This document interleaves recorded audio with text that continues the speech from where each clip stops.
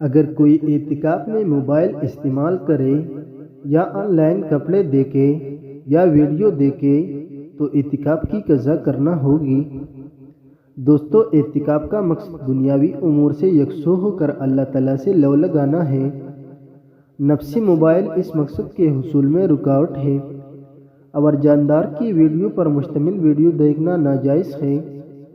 اس سے مسجد کا تقدس پامال ہوتا ہے اور اس کی بے حرمتی ہوتی ہے، اس لیے کہ مسجد عبادت کی جگہ ہے نہ کہ گناہ کرنے کی، اور وقت کی ضیاع الگ ہوتا ہے۔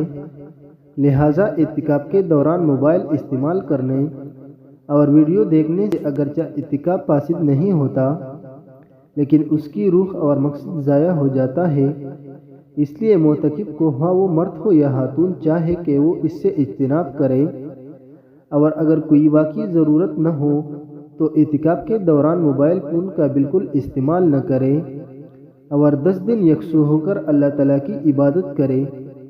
اگر جائز ضرورت ہو تو موبائل استعمال کرنے کی گنجائش ہے، اور اگر کوئی چیز خریدنے کی واقعی ضرورت ہو اور اس کے علاوہ انتظام نہ ہو سکتا ہو تو فون پر کوئی چیز خریدنے کی بھی گنجائش ہوگی، لیکن بلا ضرورت مکروہ ہے۔